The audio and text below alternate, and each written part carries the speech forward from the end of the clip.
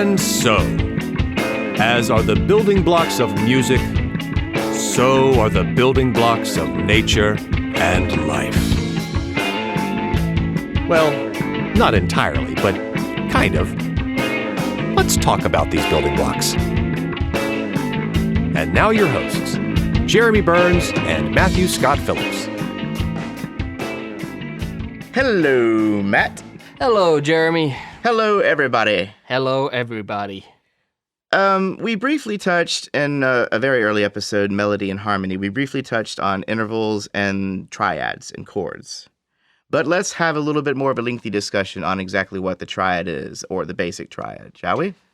Yes, we shall. So, the textbook definition of a chord. A chord is a combination of any two or more intervals. A lot of people will sort of, at this point, add the phrase at the same time, played simultaneously, for example. Chord, right? Mm-hmm. That's kind of true in a simple way. I mean, these are three notes representing two intervals, right? The space from one to the next, and then the space from the middle to the last. But, you know, they don't necessarily have to be played simultaneously or as a block chord, if you will, like that, to be a chord. I mean, that is as much a chord as, you know, playing it simultaneously, you know. Even though you're hearing the melody, the chord structure is implied. Right, by because the I'm distance playing between these notes. Yeah, I'm playing those notes. Mm-hmm. I'm playing the notes of that chord. If I was to make the notes of that chord into a melody,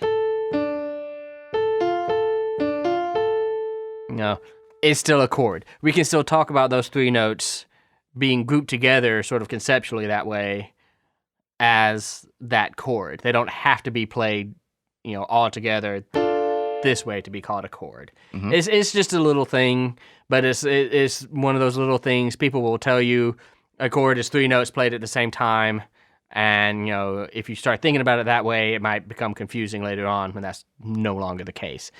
It's just any combination of three or more notes that are grouped together for whatever reason. You know, actually, it's any combination of two or more intervals when you really get into it. Yes. Cool. So, and like intervals, chords have certain qualities. And by qualities, we typically mean major. Happy. Nice, happy sounding chord. Minor. A little more serious.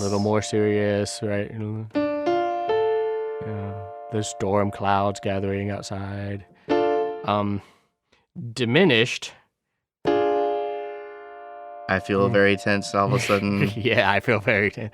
This is the famous, I think of it as the railroad track chord. If you ever watch those old silent movies with the piano playing, this is when the damsel is tied to the railroad tracks by the villain. Right? Yeah, fancy finger work there, Matt. Yeah, no, not really. But so diminished, and then our last one is augmented. I'm not even sure how augmented makes me feel. You're right, exactly. How does augmented make you feel? How does augmented make us feel? I guess we can get into that once we're going to talk about each of these chords one by one, right? Yeah, we can, but it's also fun to talk about it now. Yeah. How does it make you feel? Like the pictures getting waving, we're about to start seeing a dream or a memory or a flashback. Flashback, that's what it is. It's like the flashback chord. Yeah. It was last year. I know this is stuff we'll talk about later on, but is it kind of based on the whole tone? I noticed the whole tone scale has that feel, has that flashback disorienting feel. Yes, and we will definitely talk about the whole tone scale at some point. But yes, it is definitely notes that come from the whole tone scale. It is what we would call a subset of the whole tone scale. Yeah. Very good. Good job. Thank you. I'm impressed. All right, then. Well, okay, so we kind of got the feel of them. Now let's talk about each one individually, shall we? Let's do that. So what we're talking about here for the time being is triads, what we call a triad. Mm-hmm. And we call it a triad because there are three notes. That's what I've been playing the whole time is three notes. Right? Mm-hmm. Or whatever. You know, any three-note chord is considered a triad. Also known as a tertian harmony, correct? A tertian harmony. It's a similar concept, yeah. Tertian harmony doesn't have to have three notes. I mean, you can be stacking the interval of a third Oh, so okay. up and up and so up in and a up. tertian harmony, you could have a chord that's not a triad. It could be many, many notes, but they're all a third apart. Exactly, yeah. Gotcha. But a triad is a tertian harmony because we are sort of stacking thirds here a little bit. So a triad will always be a tertian harmony, but a tertian harmony doesn't always have to be a triad. Right, Okay, copy. basically. So triads are composed of three notes, and in those three notes, there are two intervals. So we start with the note that we consider the root of the triad to be, the note that the triad will be built upon.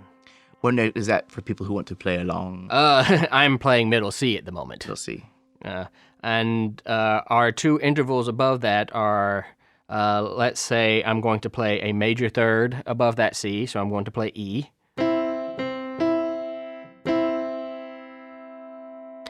And I'm going to play a perfect fifth above that middle C, which is G. You got a perfect fifth there. Perfect fifth, and then a major third. Put them together. And we have a triad. In this case, this is a major triad, which is a major third and a perfect fifth above the root. Root, third, fifth. If I take a root, let's do something different. Let's do F this time.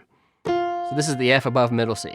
If I take that and then play, instead of a major third, I'm going to play a minor third above this F. So I'm going to play A flat. And then I'm also going to play a perfect fifth above this root, which is C. Put those together and you have a minor triad. So while a major triad is a major third and a perfect fifth above the root, a minor triad is a minor third and a perfect fifth above the root. The only difference being the third between those two chords. The only difference being the third, exactly. Minor triad, root, third, fifth. Minor third in this case. Yeah. A couple of more, a diminished triad, which which we've heard already. Remember the villain in the Silent movie with the train tracks? That is a root with a minor third and a diminished fifth, also known as a tritone, right? That's a tritone between D and A flat in this case. Or a flattened fifth, I guess. Right, flat fifth, diminished fifth. Same difference. Same difference. And then there's the augmented triad, the whole tone-based, nostalgic, flashbacky kind of thing, which is a major third above a root. And then an augmented fifth above that root. Or the sharp fifth. Or the sharp fifth. Or technically speaking, the raised fifth. I mean, if the Raised fifth had fifth. been B flat, then it would be B natural, not B sharp. But yeah, Sharpened fifth. the sharpened fifth. Very nice.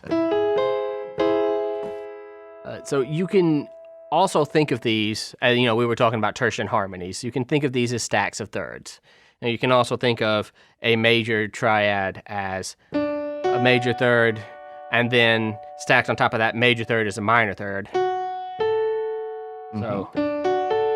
So you can think of a major triad as a major third with a minor third on top, whereas the minor triad is a minor third with a major third on top.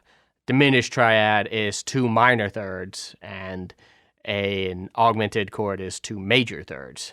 So let me make sure I got this here. Okay. So far, we've covered two ways to describe a triad. We Right. talked about, the first way we talked about was a perfect fifth with Right. a third within it. Right. Or a third, the combination of those two. Right. But now another way to look at it would be actually the stacking of two thirds. The stacking of thirds. And you will hear people talk about it that way. I don't necessarily like to think of it that way all the time. Because it's really important to recognize that there's a fifth in conventional triads. But you will hear people talk about it that way, so it's important to point that out. Because in the case of the diminished and augmented chord, it's the fifth that really distinguishes the quality of the chord. The major and minor triads are much more stable than a diminished or an augmented triad. And the reason for that is the perfect fifth that lies within those chords.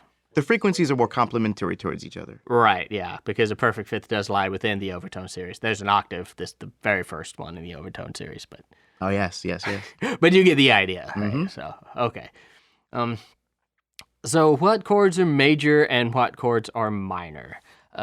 This is actually very important. You might want to get out some paper and write this down. Got my paper? Got Very my nice, pencil? very nice. Click, click, click. The consummate student, Jeremy. We're always students, right? We talked about that. We're always students, and if you're as old as we are, you rely on your paper and your notebook. Where not your mini computer notebook. I mean, an actual notebook of paper. From Mead or somebody. That nobody uses anymore. Well, Matt and I were talking before we started this podcast. I was thinking, wait, how would I get a keyboard command to find that diminished or half diminished symbol or Right. augmented? It's easy. That's just a plus sign. But yeah, I thought, well, I guess back then I just used my pen. I drew We a just circle. actually drew stuff. And we had blank sheet music that you can get from your bookstore. By the way, if you've not bought blank sheet music from your bookstore yet, go buy blank sheet music from your bookstore. You're going to need it. We keep dating ourselves. We keep dating ourselves, yeah. But you're seriously going to need the blank sheet music. That's that's a thing that's going to have to happen. And a pencil, I would say. Yes. Nothing in pen. Believe me, you'll thank yourself for, being able to erase. But we digress. Okay, so here we go. About to blow your minds. All right. Any triad that is built with the root of C. Any triad that is built with the root of G. And any triad that is built with the root of F. All of these triads will be major if the accidentals match. So what I mean is C, E, and G, which would be C natural, E natural, and G natural, right, is a major triad. C sharp, E sharp, G sharp, major triad. C flat, E flat, G flat, major triad, right? Everything changed at the same time and then went in the same direction. Exactly, yeah. Same thing with the G. G double sharp, B double sharp, D double sharp. If those accidentals matched, then that is a major triad. Ah. Any chord built with the root of A, any chord built with the root of D, and any chord built with the root of E will be minor if the accidentals match. So E natural, G natural, B natural is a minor chord. E flat, G flat, B flat is a minor chord. A sharp, C sharp, E sharp, minor chord. And then, so that takes care of all of our basic notes except B. With a B chord, if the accidentals match, it will be diminished. So B sharp, D sharp, F sharp is a diminished chord. B, D, F is a diminished chord. It's a little bit of an outlier right there, and it's because of that diminished fifth, that tritone between B and F. So B, D, and F is a diminished chord. And that makes it a little more confusing to deal with than the rest of the triads. Big bad B. Big bad B, yeah. So Big bad B. So when the accidentals match, it is pretty easy to construct major or minor chords around matching accidentals.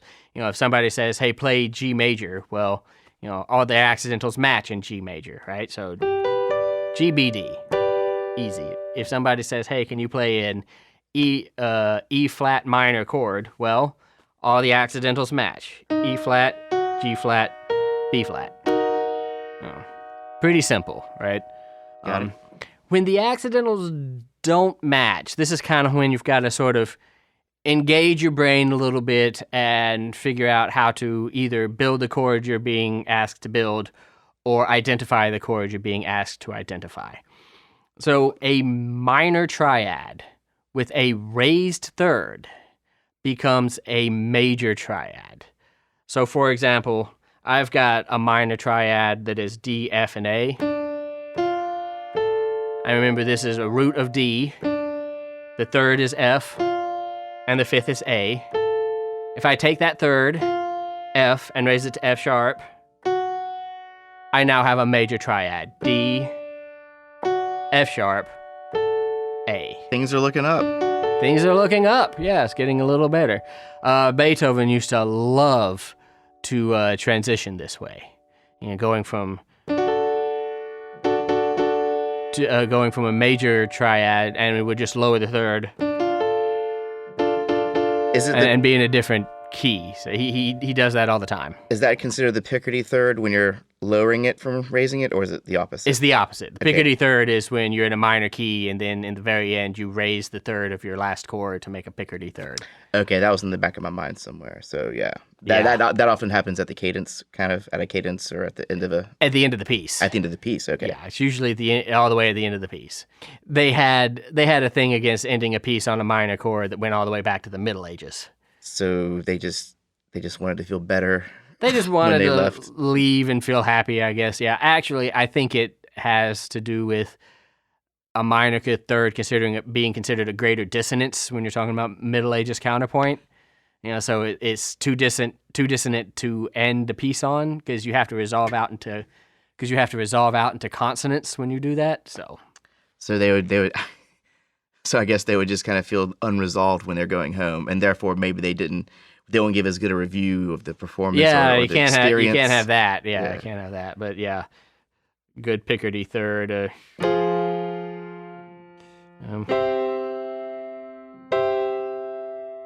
5 1. But yeah, doesn't that just make you feel better about the whole thing? Yeah. Okay. But anyway, so a minor triad in which you have raised the third is a major triad. Major triad.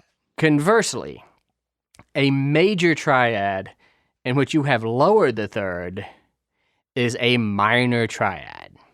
So if I take G, B, and D, major triad, right? One of our, all the accidentals match. Mm-hmm. So G, natural, B, natural, D, natural. Yay. Yep, root, third, fifth. If I take that third, B, and lower it to B flat, I now have G minor. Aww. I say that, but I actually like the sound of minor chords better. I actually always have myself. It's funny. It's funny. I wonder how many other people out there really sort of prefer minor chords and minor keys. Maybe we can take a poll. Maybe we should take a poll. I would be interested to know. So a major in which you have lowered the third becomes minor. A major chord, and I'll do F major this time. Root is F, third is A, fifth is C. If I raise that fifth C to C sharp, I now have F augmented. Takes you back, doesn't it? Feels a little I feel a little disoriented. I guess that was the hardest part for me, is when I was a student, trying to determine when I heard a diminished chord, it went major and minor, no problem, right? Right. You can kind of tell for the most part when you hear a minor chord or a major chord. Yeah. But the difference between in all these years later, it's coming to me now. Yes, the diminished chord is a little more tense. And a little more stressful, and then the augmented chord is just a little more almost floaty, disorienting, yeah, psychedelic, maybe a little bit. Yeah, and you're not alone with the difficulties in distinguishing between diminished and augmented. A lot of people find those two to sound very similar. And just so you know, we're probably going to get deeper into the differences and probably discuss it at more length when we get into the ear training. Yeah, and episode. teach you how to tell the difference, which is what you really want to know, right? Correct. So right now we're just discussing the theory behind chords, but we will talk a little bit we will have an episode about ear training. Right, yeah. So a minor with a raised third is a major. A major with a lowered third is a minor. A major with a raised fifth is an augmented, and a minor with a lower fifth is a diminished. This is sort of the basic material we have to start building any quality chord, major, minor, diminished, augmented, on any root whatsoever. So, for example, if I ask you to build me a C minor chord, we know that if the accidentals match, C is going to be major, right? C, E, and G. Correct. If I want to make that major chord minor, I lower the third. C minor, C, E flat, and G.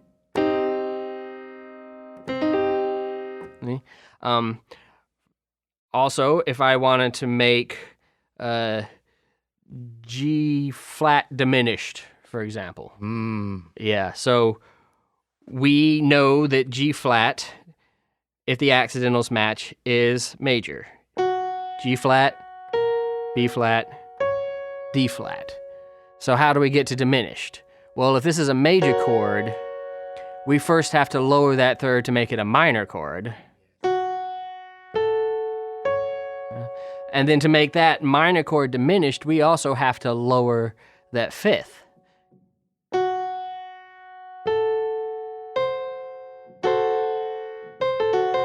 So I'm now playing G flat, B flat, and what might be written as D double flat, also known as C. So you sort of use this information to move up and down through the different qualities until you get whatever you want to build or whatever you want to identify. You know, when you're identifying chords, you see, G flat, you see G flat, B flat, and D on the, on the paper and say, well, what kind of chord is this? Well, you have to know that G, B flat, D flat, if the accidentals match, that was a major chord, but D natural means that they've raised the fifth. You know, it's just sort of thinking through what the process was. So, Jeremy. Yes, Matt. If I asked you for, let me think of a good one. If I asked you for A flat diminished, could you build me such a chord? And earlier, Matt has assured me that there are no trick questions. There are no trick questions. In early music theory, right? There are no trick questions. Only wrong answers. Only wrong answers. Okay, now hit me one more time. You said A flat diminished? A flat diminished. Build for me an A flat diminished triad. Think you could do that? I might can. It might take a second. It might have to use some brain cells. As a bassist, a flat keys are not really... It's true, though. I would never sit there and intentionally write something in a flat key. Sometimes you have to. Yeah, I guess sometimes you need to, for different instruments, like certain brass instruments are in their natural state keyed in different keys, flat keys, B flats and E flats. Also, sometimes for certain vocalists, you'll need to transpose to different keys, I suppose. Yeah. And there are times when, you're writing in B flat, for example. If you try to write that in A sharp major, that key signature is going to be, 4 sharps and 3 double sharps. Whereas 2 flats.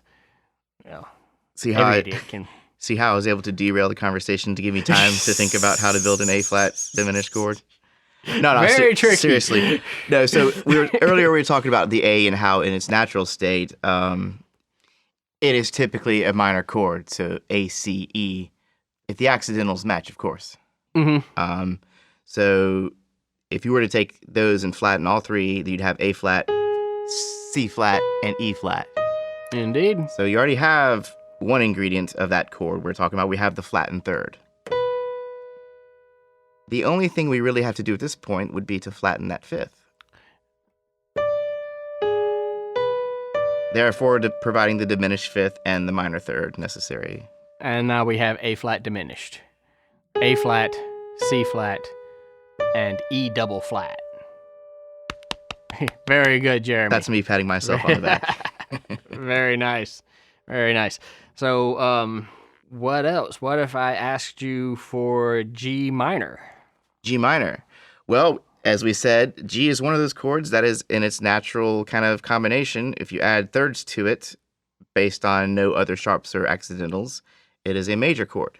If the accidentals match, it will be a major chord. So G, B, D. So we have a major chord. Chord. You wanted to make that into a G minor. We needed a G minor. Then in that case, all we have to do is flatten the third, because in major and minor, the perfect fifth is the perfect fifth. Right. So we flatten that third, and we have G, B flat, and D, also known as G minor. Another fine chord. Another fine chord. All right, so this next one's going to be a little tricky. I'm ready. What about B major? B major, that's going to take some work. It is going to take some work. B is always going to take more work, you'll find. Big bad B wants to be in that diminished state. Yes, so if the accidentals match, B is a diminished chord. Okay, so in order to get from diminished to major, we have to do some work. Did you say major or augmented? I said major. Okay. So in order to get to that major, we have a little bit of work to do. We got to first off, let's go ahead and get that perfect fifth happening. Let's take that flat fifth and raise it a half step. So now we have... Now it sounds like a minor chord. Yeah, now we have B minor, right? So we have the minor third and the perfect fifth, yeah. So we wanted B major. So what's left to do would be to raise that third.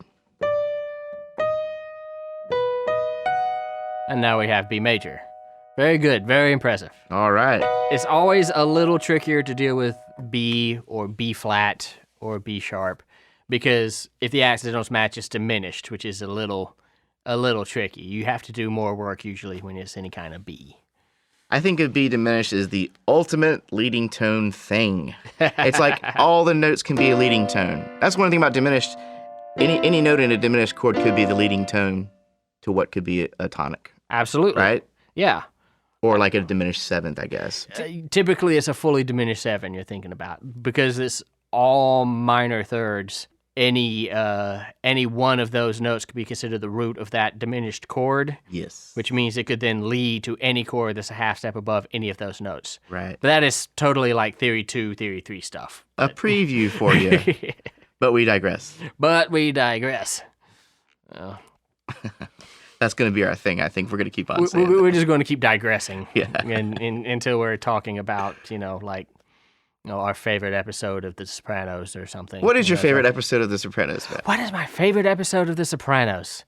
The one where like half the episode is Tony in a dream. Ooh, and it's like in season 5 somewhere or something. But yeah, that's like one of my favorites. The dream sequences in The Sopranos are better than the dream sequences in any other show. Yeah, man. They're just so awesome. Anyway. So with those materials, you can build a chord, build any kind of chord, any quality on any note. And like I said, identifying is the same process. You're just kind of sort of figuring out what happened rather than doing it yourself. If I gave you the notes F sharp, A, and C sharp, and say identify the quality of that chord, think we could do that, Jeremy?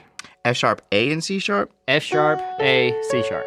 Well, I can tell right now, just because I have all the ear training, that you need all the years of ear training you need to tell a major chord from a minor chord. That's a minor chord. I can tell it's a minor chord. That is, in fact, a minor chord. F sharp, A sharp, C sharp would be major. If the A sharp is instead a natural, then we have minor, right? Yes. So let's see. What about A sharp, C sharp, and E? And I'm not going to play it this time. Oh, you dog. We have an A sharp, a C sharp, and an E. Right. So I know, first off, if it was A, C sharp, and E sharp, then we'd have ourselves a minor triad. Right. But now that E is natural, so it's been flattened from from where it wanted to be. And there we therefore have a diminished. So if I played A sharp, C sharp, and E, this is going to be a diminished triad. Yes. Very good. So that's sort of the brain process behind all this. And it gets easier the more you do it. In fact, you get to the point where you just kind of know this stuff. You're not really paying attention that well. And obviously it's kind of like riding a bicycle, but not entirely, because it took me a little longer than if I was just to jump on a bicycle. But just you exercise these little these muscles, right? Yeah, you kind of got to use it or lose it. Yeah. And it's thinking about things in theory can be a different skill set from playing them on an instrument. Those two skill sets inform each other definitely, but when you're playing bass or guitar or something, you know the fingering position for a diminished chord, so you don't have to think too much about what actual notes you're playing. At least I don't. I don't know. But because in this case, you're having to think about actual notes. Gets a little confusing, but just like your instrument, all it takes is practice. It takes a little bit of the fun out of it, but it's also a necessary thing. It's a necessary skill to...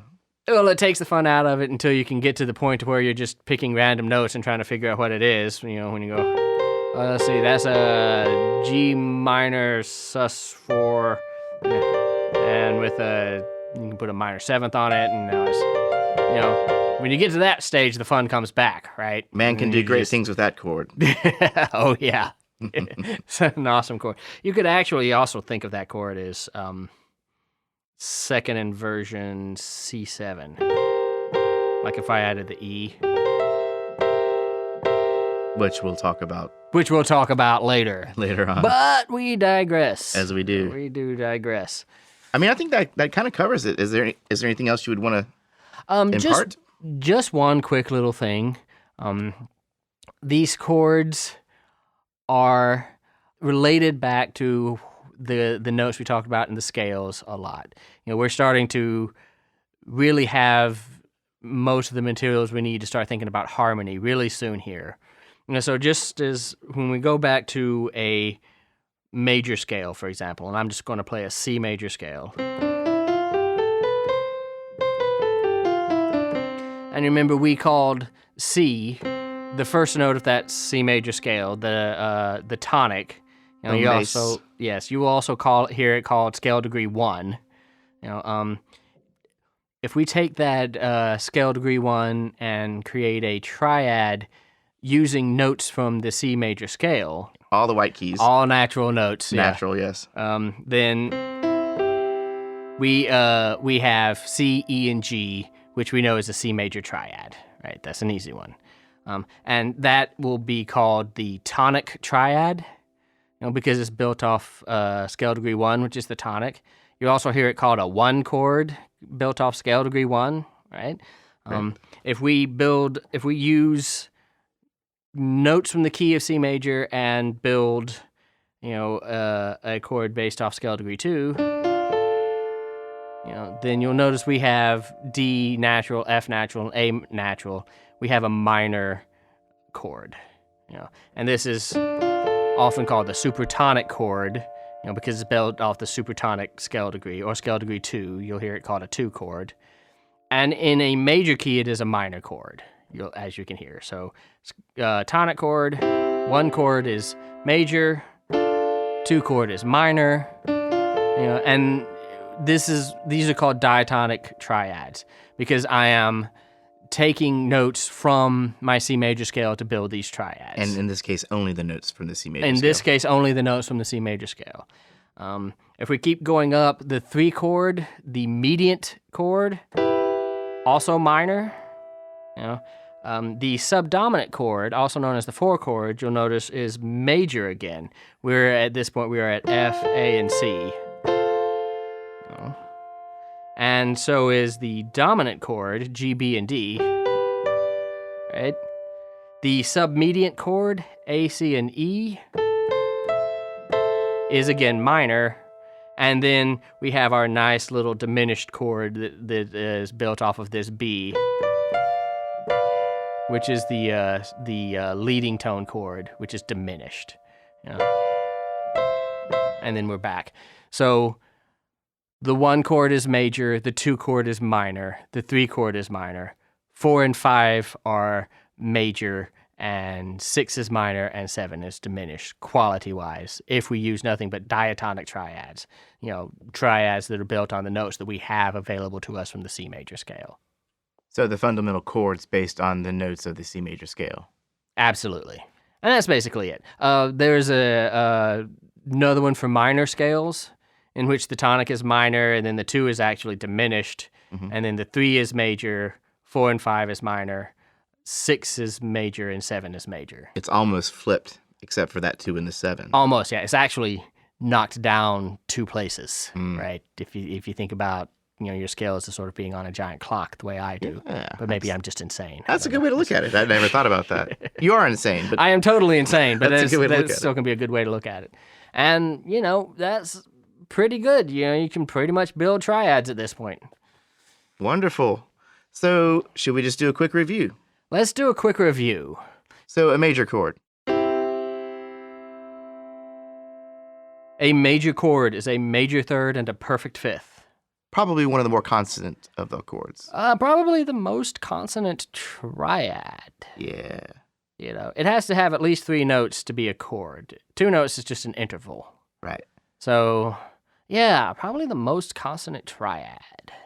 Most consonant chord. And the minor chord. Minor chord is a minor third and a perfect fifth above a root. And diminished chord is a minor third and a diminished fifth, also known as a tritone, above a root. I wonder if it feels stressed because it's so diminished. It must feel When I get stressful. diminished, I feel stressed. Yeah. People diminish me. Yeah. Being diminished is stressful. But when people augment me, I'm not used to that, and I feel a little bit surreal. That's surreal. Yeah. Talk about the augmented That is, chord. of course, a major third and an augmented fifth, a raised fifth.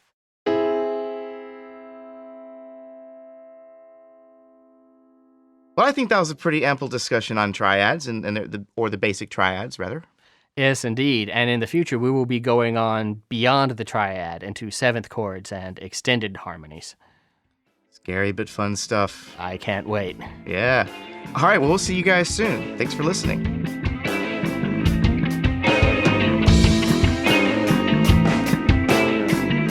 Now that you know the theory, keep listening, and we'll tackle ear training for basic triads in the near future.